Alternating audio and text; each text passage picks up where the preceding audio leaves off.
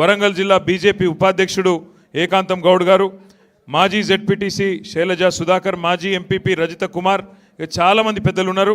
వారందరికీ మాజీ ఎంపీపీలు ఉన్నారు, మాజీ జెడ్పీటీసీలు ఉన్నారు, కార్పొరేటర్లు ఉన్నారు, వివిధ మండలాల అధ్యక్షులు ఉన్నారు. బీజేపీ కాంగ్రెస్ పార్టీల నుంచి వేలాదిగా ఈరోజు మాకుల రవీందర్ గారు మాజీ ఎంపీపీ గారు, దువ్వా శ్రీకాంత్ గారు సింగిల్ విండో డైరెక్టర్ గారు, ఇంకా చాలామంది ఉన్నారు. దాదాపు 1000-1200 మంది మరి ముఖ్యమైన నాయకులతో మరి ఈరోజు ఒకవైపు వరంగల్లో సమ్మక్క సారక్క జాతర ప్రారంభమైన మరి ఇక్కడ ఒక జాతర వాతావరణాన్ని కల్పించే విధంగా బ్రహ్మాండంగా తరలి వచ్చిన మా అన్నదమ్ములందరికీ ఆడబిడ్డలందరికీ పేరు పేరున స్వాగతం, పేరు పేరున నమస్కారం. ఎక్కువ చెప్పేది ఏమీ లేదు, రెండే విషయాలు. ఎందుకంటే ఆల్రెడీ మున్సిపల్ ఎలక్షన్లు ప్రారంభమైనాయి, ఇప్పటికే ప్రచారం జరుగుతున్నది, ఇవ్వాలనే నామినేషన్లు కూడా షురు అయినాయి, మీకు తెలుసు. మరి మీరు వల్ల వాపస్ పోవాలి, వర్ధనపేట మున్సిపాలిటీ కూడా తప్పకుండా మళ్ళీ పెద్ద మెజారిటీతో గెలిపించుకోవాలని చెప్పి హృదయపూర్వకంగా నేను పెద్దల్ని కోరుతా ఉన్నా. అట్లాగే ఒక ముఖ్యమైన మాట మీ అందరికీ తెలియంది కాదు, ఇవాళ తెలంగాణలో ఈ వర్గం ఆ వర్గం అని కాదు, అందరు కూడా చాలా తీవ్రమైన అసంతృప్తిలో ఉన్నారు, చాలా బాధలో ఉన్నారు. కానీ పట్టించుకున్నందుకు ప్రభుత్వాన్ని నడుపుతున్న కాంగ్రెస్ పార్టీకి తీరిక లేదు, దేశాన్ని నడుపుతున్న బీజేపీకి సోయి లేదు. అందుకే రమేష్ అన్న మరి నేను పొద్దున తప్పిపోయిన పిల్లగాడు సాయంత్రం ఇంటికి వస్తే ఎట్లుంటుందో ఒక అట్లున్నది నాకు ఇంటికి వస్తే అని చెప్పిండు. చాలా చాలా సంతోషం, మళ్ళీ తిరిగి సొంత గూటికి చేరినందుకు వారికి మనస్ఫూర్తిగా స్వాగతం చెప్తా ఉన్నా. కానీ వాస్తవానికి ఈ 2 నెలల్లో ఏం జరిగింది అని ఆలోచించుకుంటే ఒకటి మాత్రం పక్కా, మిగతా రాష్ట్రం గురించి నేను చెప్పగానే ఒక వర్ధనపేటకు సంబంధించి మాత్రం మీరు రమేష్ అన్న కొద్దిగా దిష్టి కొట్టింది. ఎందుకంటే 2014లో 87,000 ఓట్ల మెజారిటీతో గెలిచిండు, 2018లో 99,964 ఓట్ల మెజారిటీతో గెలిచిండు. ఒక 69 అంటే 3 తగ్గించిన బాధ 69, ఒక 31 వస్తే ఆయన 1,00,000 అవుతుండే.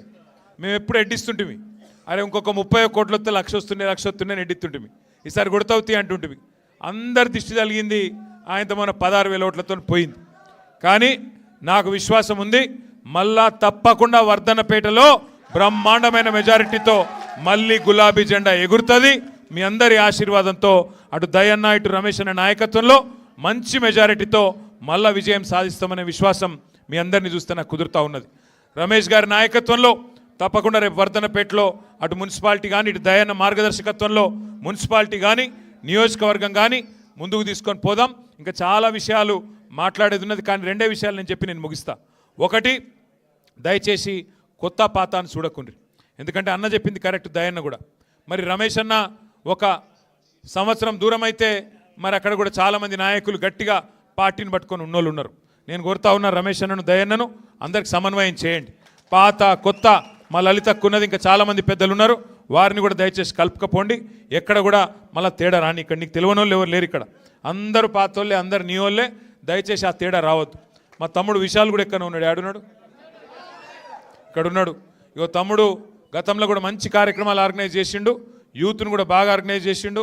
ఇప్పుడు కూడా మీతో నా రిక్వెస్టు, రేపు మున్సిపాలిటీలో కానీ మొత్తం మీ నియోజకవర్గంలో కానీ బ్రహ్మాండంగా మళ్ళొక్కసారి అందరినీ కలుపుకొని, ఇప్పుడు మీరు కొద్దిగా ఓపిక పెంచుకోవాలి, జాగ్రత్తగా నడపాలి.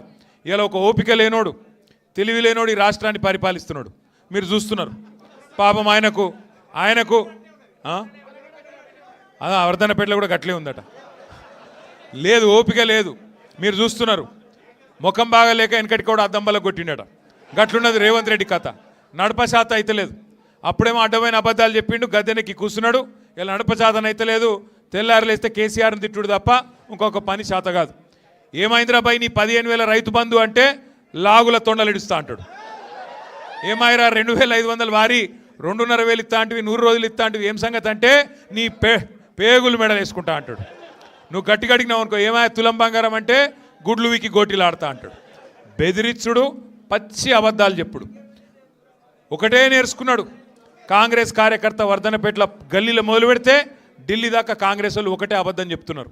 కేసీఆర్ అప్పుల పాలు చేసిండు, ఇది వినాలి జాగ్రత్తగా, కేసీఆర్ అప్పుల పాలు చేసిండు అంటారు.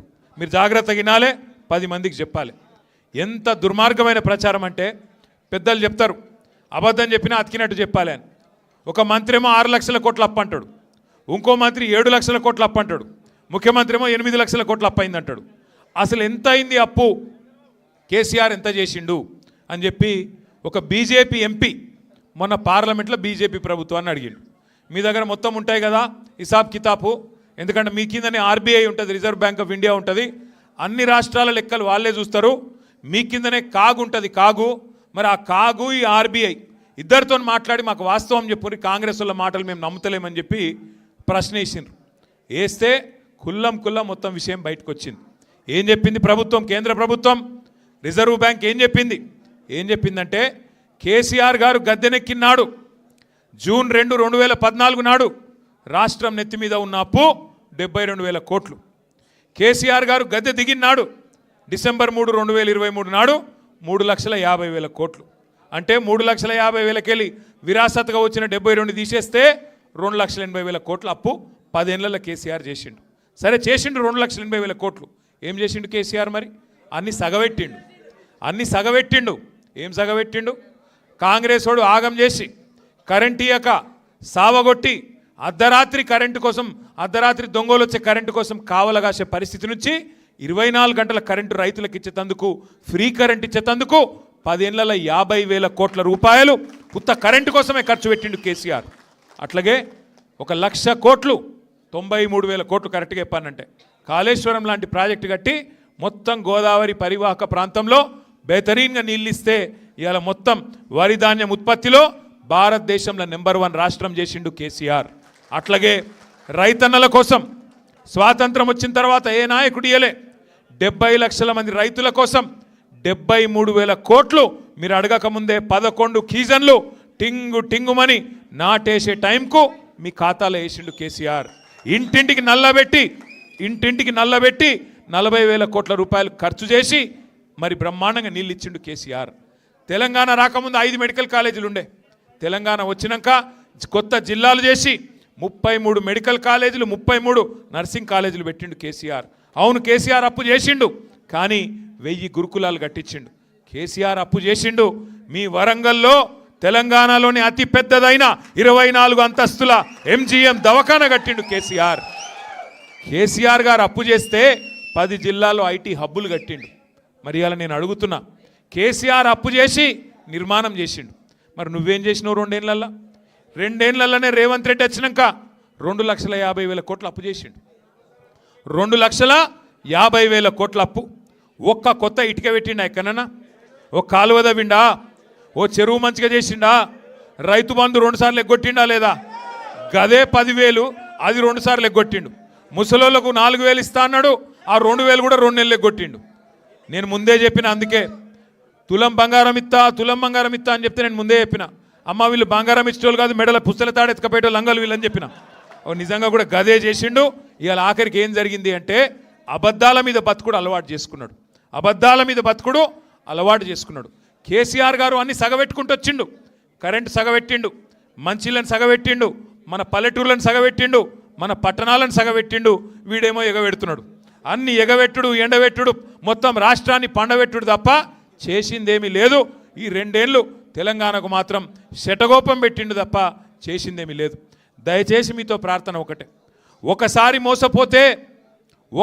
మోసపోతే ఎవరి చేతులనన్నా అది మోసం చేసినోని తప్పు అవుతుంది.